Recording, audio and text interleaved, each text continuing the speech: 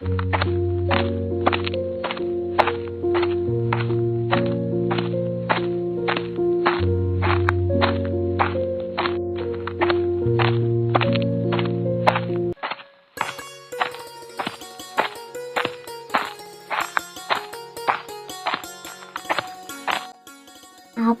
এত বড় কলেজ! এইরকম কলেজ আমি তো কখনো দেখিনি। আচ্ছা, আমি তো শহরে চলে এলাম।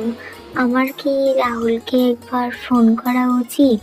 ওর কি আমার কথা মনে আছে? না থাক, আজ ফোন করব না, অন্য আরেকদিন ফোন করব। আজ তো কলেজে ভর্তিটা হয়ে নেই। আজকে আমি রাহুলকে একবার ফোন করব। কি করি আমি কিছুই বুঝতে পারছি না। না থাক, এত কিছু ভাববো না, ওকে একবার ফোন করেই নি। হ্যালো, কে? রাহুল বলছো তো? আমি মোহনা। তুমি আমাকে বলেছিলে না শহরে আসার পর তোমাকে ফোন করতে, তাই ফোন করলাম। আমি কাল এসেছি শহরে। হ্যাঁ মোহনা, তুমি কাল শহরে এসছো আর আজ আমাকে খবরটা দিচ্ছ। আমি তো তোমাকে বলেইছিলাম তুমি যেদিন শহরে আসবে সেদিনই আমাকে খবরটা দেবে। এটা কিন্তু তুমি ঠিক করনি। আচ্ছা, ওসব কথা বাদ দাও, তুমি কোথায় আছো বলো, আমি তোমার সাথে দেখা করতে চাই। সত্যি তুমি আমার সাথে দেখা করতে চাও? আমি আছি আমাদের কলেজের পাশের একটা পার্কে।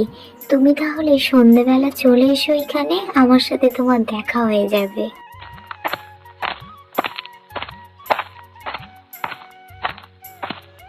মোহনা, কেমন আছো তুমি? কতদিন বাদে তোমাকে দেখলাম। তা তোমার কলেজের অ্যাডমিশনটা হয়েছে তো? হ্যাঁ গো, আমার কলেজের অ্যাডমিশন হয়ে গেছে। কাল একটা ইন্টারভিউ আছে, ভাবছি ইন্টারভিউটা গিয়ে দিয়েই আসবো। তা তুমি কেমন আছো? আমি তো ভালো আছি, কিন্তু তুমি একা একা গ্রাম থেকে শহরে চলে এলে, আমাকে একবার জানানোর প্রয়োজনও মনে করলে না। তা তুমি কোথায় থাকছো বলো তো? আমি এখানে একটা লেডিস হস্টেলে থাকছি। ওখানকার সবাই খুব ভালো, কিন্তু একটা প্রবলেম হয়ে গেছে। আমি আর বেশিক্ষণ তোমার সাথে কথা বলতে পারবো না, কারণ ওই হস্টেলে 10টার মধ্যেই ঢুকতে হয়, তা না হলে গেট বন্ধ করে দেবে আজ। আচ্ছা ঠিক আছে, তুমি তাহলে যাও, আমি তোমাকে আর বেশি দেরি করাবো না। একেই অনেক রাত হয়ে গেছে, তারপরে তুমি একা একা যাবে। আমি তাহলে গেলাম, কোনো সমস্যা হলে অবশ্যই আমাকে একবার ফোন করে নিও তুমি। আচ্ছা ঠিক আছে রাহুল, আমি তাহলে আসলাম।